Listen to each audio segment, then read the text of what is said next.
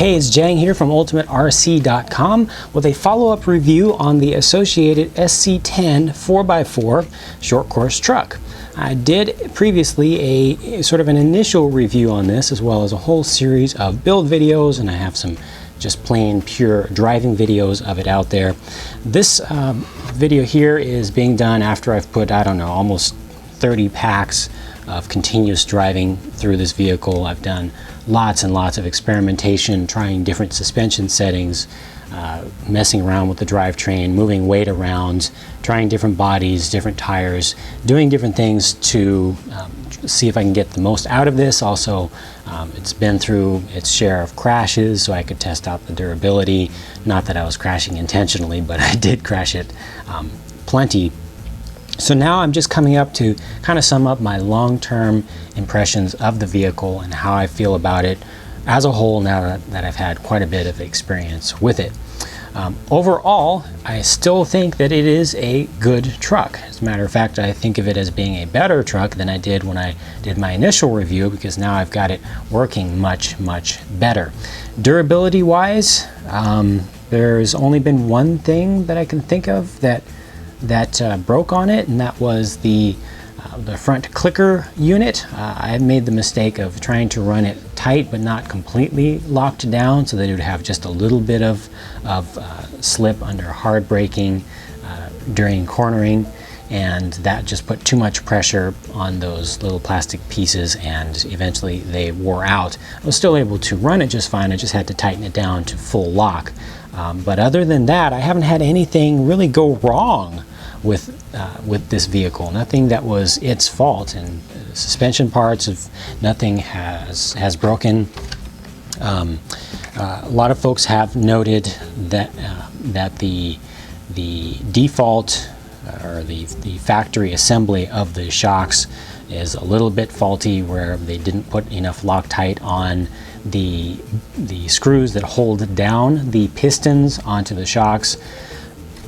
If one of those backs out, you'll lose dampening on that corner, but it doesn't break anything. You just end up having to take the shock apart, clean it out, and reattach that one screw. That's something that you really should do, just to make sure that you don't have that problem. Just do it while you're building up your vehicle to begin with. Just disassemble all of the shocks and reassemble them after cleaning them off carefully, making sure that those screws that hold down the pistons are properly secured.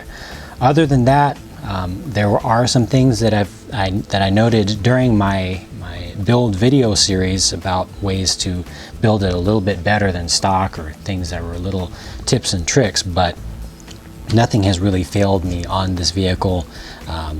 It's handling great now. As I said from the very beginning, from the very first time that I drove it, it needs sway bars. Shame on Associated for not including sway bars with it right out of the box, because putting sway bars on it completely changes the handling characteristics of the vehicle and makes it right. I would not want to drive this car or this truck without sway bars on it now that I have put them on, and I did a lot to try to remove body roll from the vehicle before I got the sway bars. I tried all sorts of different things. Just get the sway bars. They are now available. Don't even build the vehicle, don't even drive the vehicle without them. It makes a huge, huge difference. Of course, one of the early things that folks worried about a lot with this truck was the belt. Folks who were just kind of examining its design even before it was released to the public had a lot of concern that the belt would fail. I've been putting as much power as I could through this truck. I've got a Novak 550 5.5 turn I put through it, the Castle 1410 3800 kV 4-pole motor. I'm now running a 10-shock SC401 4600 kV motor, which is another 4-pole. It's a 63 millimeter long 550 can motor that's more powerful than the others. And this belt is still tight, and I actually loosened it up compared to the manual's recommended settings. I loosened up the tensioners early on, When it broke in, it got just the slightest bit more loose, but it wasn't enough of a difference that I had to tighten the tensioner back down. The belt holds up. The belt is not a problem on this truck. It's just not a problem. It works well, it works fine, it's great. Other things about the drivetrain, you've got two gearboxes. You've got a gearbox at the front, gearbox at the back, and that's part of the reason why the belt is not being stressed, is because it's doing gear reduction at either end of the vehicle, so you actually have very little torque, a lot of speed but very little torque going through the belt, so that's a good thing. The bad thing about having the gearboxes at either end is that the way this vehicle is built, everything keys in together. It's very sturdy, but if you want to do something like change out the diff oil, make sure you set aside quite a bit of time to sit around in the workshop and make sure you have plenty of space laid out to put different screws into little compartments, because you're going to need to do a lot of disassembly to get down into that, to either gearbox. I wanted to change out the diff oil early on just in the front to help take away some steering, and I timed it. I literally spent about 10 minutes just planning out my route of which screws I was going to take out and how I was going to get that gearbox out so that I wouldn't have to completely disassemble the front end to get to it. I mean, if you are not averse to just taking everything apart, then that's not going to be much of a problem for you. It's still going to be a lot more difficult to get to the diffs here than it would be on a more 8th scale design, sort of like a shaft drive vehicle like the Losi or the Jammin or the Hobau. But if you don't like to take apart your whole vehicle, it's a real pain to get into those gearboxes. I've also found that they do leak a little bit, so once you get that oil into there, it's not going to stay necessarily forever. I did have leakage both front and rear, and I did try to assemble both of them properly, and you've got to be kidding me. Just my luck that on a Sunday evening, a quiet Sunday evening, I would be interrupted in the middle of doing a video by someone going door to door. Regardless, like I was saying, I did have some a little bit of leakage going on in the diffs. It hasn't been too bad, but it is something that you would want to look out for.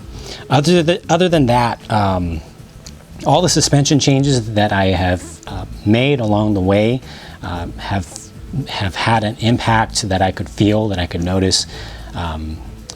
Overall, the vehicle is nice and tight, so it does respond to changes well.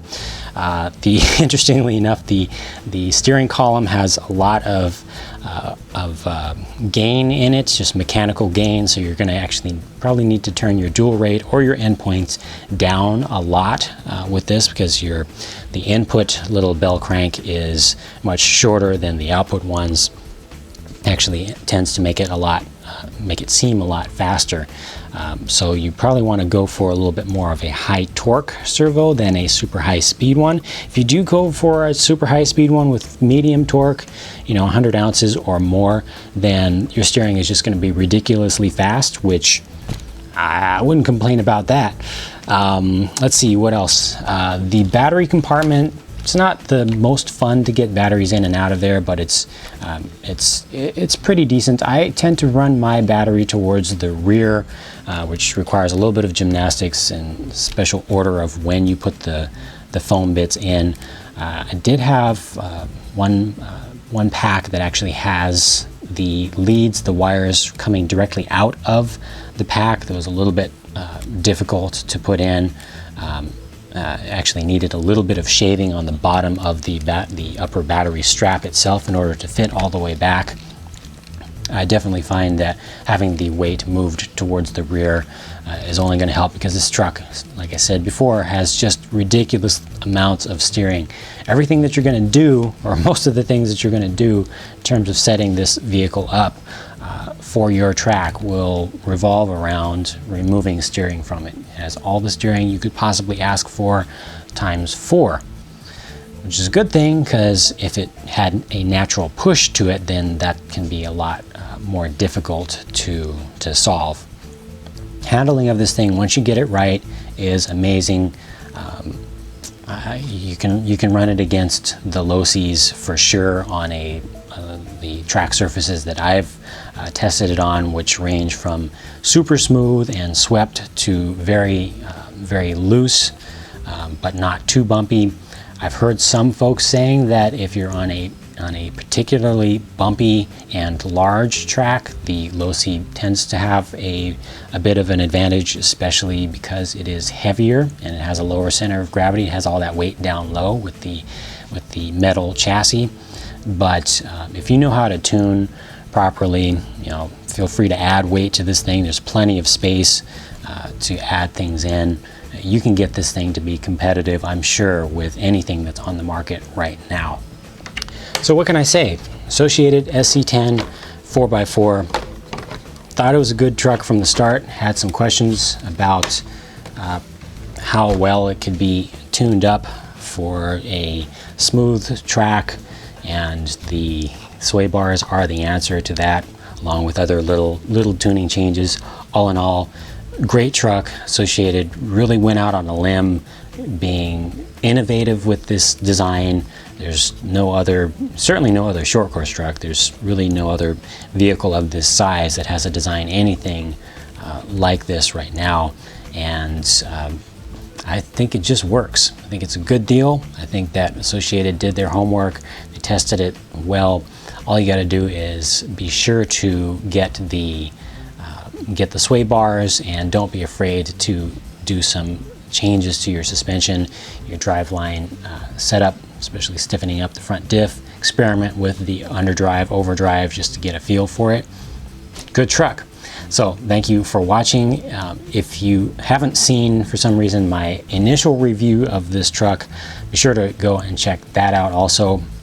I also have all the build videos online about this and some driving videos. So thank you very much for watching. If you have any questions or comments about this, please, if you're watching this on YouTube, click the link in the video description to go to the thread that is about my SC10 4x4. And do note that YouTube comments will not be approved. I'm not doing the YouTube comments thing anymore because they just don't work. But other than that, thank you for watching, and I hope to see you on the friendly forums at ultimaterc.com. Bye-bye.